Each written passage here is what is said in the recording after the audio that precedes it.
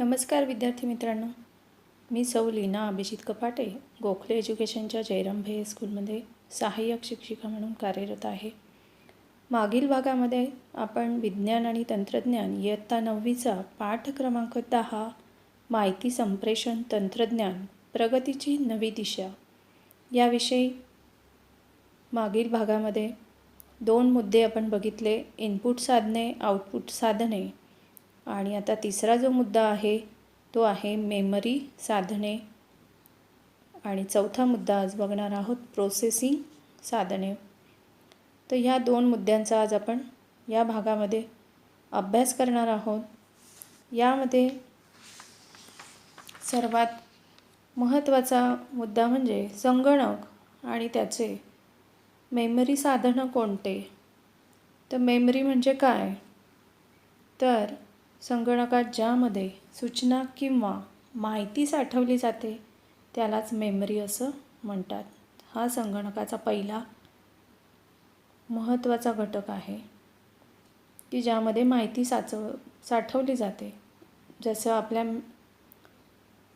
मानवी मेंदू जो आहे त्यामध्ये असंख्य असे माहिती साठवण्याचं काम आपला मेंदू करतो.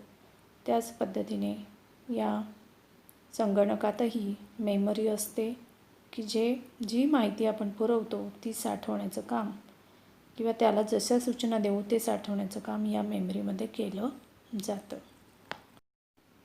त्याचबरोबर संगणकाच्या इनपुट युनिटकडून आलेली माहिती आणि तयार झालेलं उत्तर साठवण्यासाठी वापरल्या जाणाऱ्या साधनालाच मेमरी साधन असं म्हणतात. आता यात पहिला मेमरी साधन म्हणजे काय, पेनड्राईव्ह सर्वांना परिचित आहे.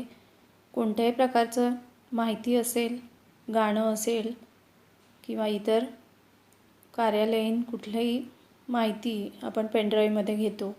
त्याचबरोबर मेमरी कार्ड असतं, जसं तुमच्या फोनमध्ये आहे ते मेमरी कार्ड. आणि CD किंवा DVD अनेक प्रकारचे कार्यक्रम झालेले असतील, बर्थडे असेल, लग्न असतील किंवा इतर गेम्स असतील तर ते सगळे CDमध्ये फीड केले जातात किंवा DVDमध्ये फीड केलेलं असतं एवढ्याशा चिपवर आणि आपण ते पूर्ण कार्यक्रम त्याद्वारे बघू शकतो. असे हे मेमरी साधनं 3 पेनड्राईव्ह, मेमरी कार्ड आणि CD किंवा DVD. तर ही मेमरी साधनं संगणकामध्ये काय करतात, इनपुट युनिटकडून आलेली माहिती आणि तयार झालेलं उत्तर साठवण्यासाठी वापरले जाणारं जे साधन आहे त्यालाच मेमरी साधन असं म्हणतात. ही व्याख्या आता तुमच्या लक्षात आली आहे. यानंतर संगणकाचे प्रोसेसिंग युनिट यामध्ये CPU म्हणजेच सेंट्रल प्रोसेसिंग युनिट, याला संगणकाचा मेंदू असं म्हटलं जातं. लहान इलेक्ट्रॉनिक भागांनी हा बनलेला आहे आणि CPUला 2 भाग असतात. एक म्हणजे अरिथमॅटिक लॉजिक युनिट ALU, गणितीय क्रिया त्यामध्ये केल्या जातात. आणि दुसरा आहे कंट्रोल युनिट, यात संगणकात होणाऱ्या सर्व क्रियांवर लक्ष ठेवण्याचं काम केलं जातं. असे हे 2 भाग आहे. ALU अरिथमॅटिक लॉजिक युनिट की ज्यामध्ये गणितीय क्रिया केल्या जातात आणि कंट्रोल युनिट जे आहे त्यात सर्व गोष्टींवर, संगणकाच्या सर्व गोष्टींवर लक्ष ठेवलं जातं म्हणून त्याला कंट्रोल युनिट असं म्हणतात. यानंतर पुढील मुद्दे संगणकाचे महत्त्वाचे घटक. यातला पहिला घटक आहे मेमरी, दुसरा आहे ऑपरेटिंग सिस्टीम, तिसरा प्रोग्राम, चौथा डेटा आणि 5वा माहिती किंवा इन्फॉर्मेशन आपण जे म्हणतो ती.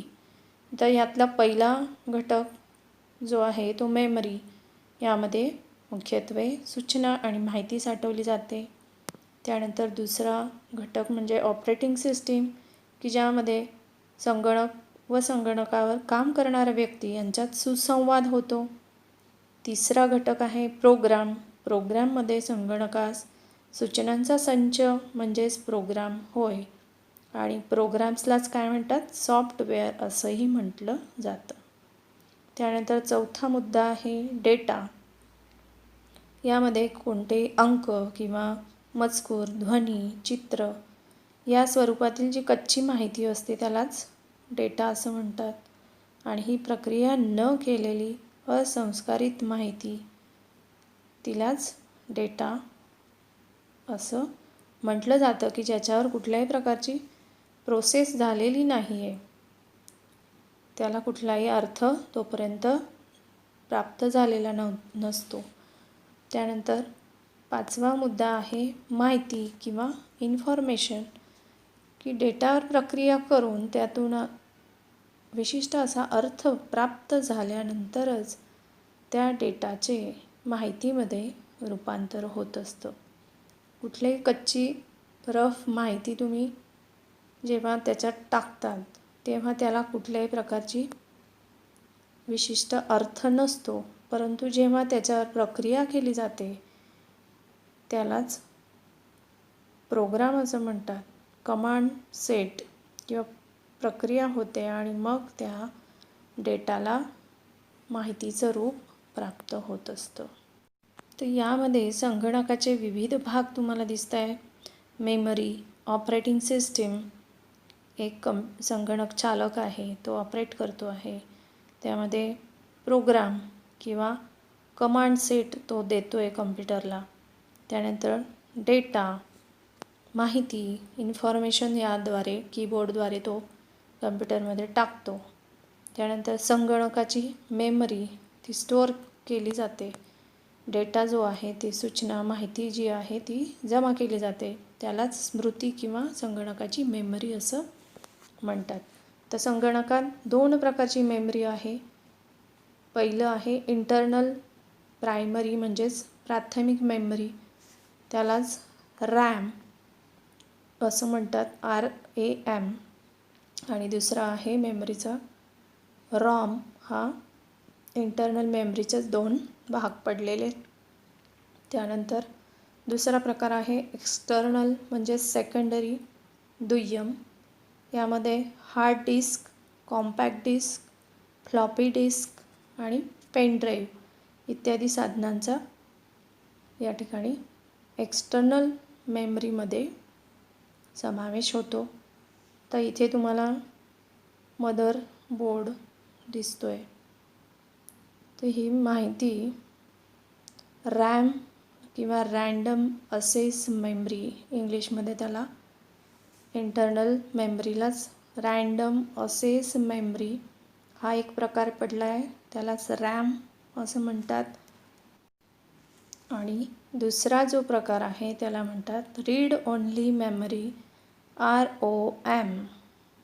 कॅपिटल ROM म्हणजेच रीड ओन्ली मेमरी. यामध्ये माहिती आपण वाचू शकतो, त्यामध्ये कुठलाही बदल करता येत नाही.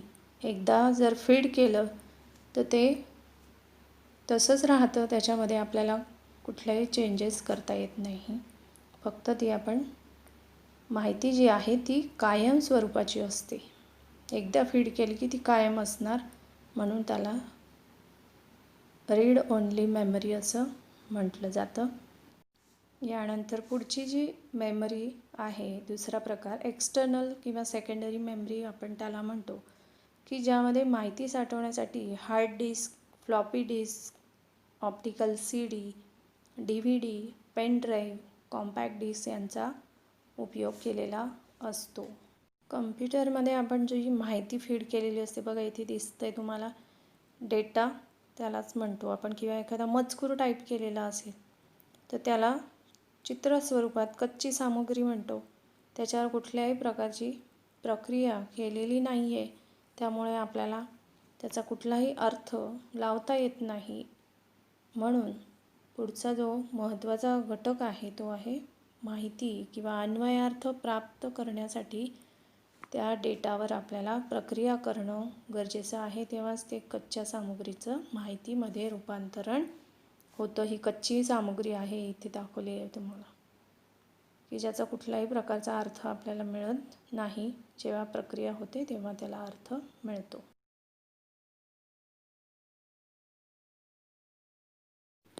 संगणकाचे दोन प्रमुख घटक आहेत. पहिला हार्डवेअर आणि दुसरा सॉफ्टवेअर. आता यामध्ये हार्डवेअर म्हणजे काय, तर संगणकासोबत वापरल्या जाणाऱ्या दृश्य स्वरूपातील सर्व यंत्रभागांचा समावेश यामध्ये येतो. स्क्रीनवर तुम्हाला दिसतो आहे बघा, मॉनिटर आहे, कीबोर्ड आहे, माऊस आहे आणि CPU म्हणजे सेंट्रल प्रोसेसिंग युनिट आहे.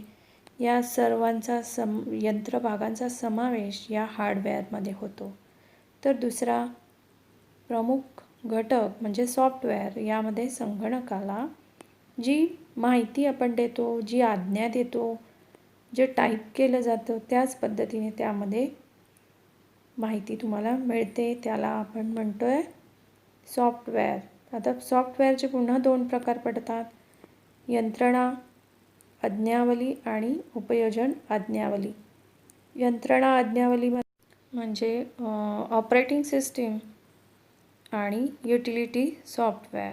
आणि ॲप्लिकेशन सॉफ्टवेअरमध्ये दोन प्रकार, जनरल पर्पज आणि स्पेशलाइज ॲप्लिकेशन. तर काही ॲप्लिकेशन आहे ते जनरल असतात, तर काही केवळ स्पेशलाइज्ड म्हणजे ज्या त्या टॉपिक पुरताच त्याची माहिती त्यामधून आपल्याला मिळू शकते. असे स्पेशल, समजा फूड किंवा जेवणाचे आपल्याला काही व्हिडिओज बघायचे असतील तर ते जेवणाच्या फूडच्या रेसिपीजच्या आपल्याला व्हिडिओज त्यामध्ये दाखवले जातात. योगा असेल तर योगाचेच व्हिडिओ दाखवले जातात त्याच्यामध्ये. तर असे स्पेशलाइज ॲप्लिकेशन ज्यामध्ये असतं उपयोजनात्मक, की ज्याचा आपल्याला उपयोग होत असतो.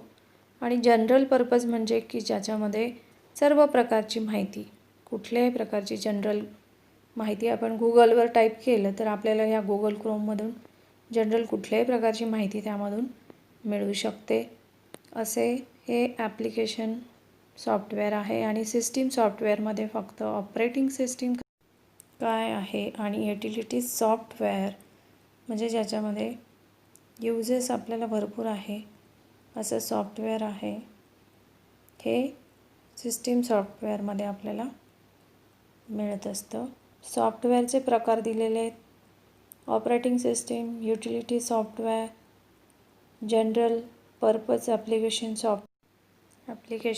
सॉफ्टवेअर ह्यामध्ये आहे. त्यानंतर स्पेशलाइज ॲप्लिकेशन सॉफ्टवेअर.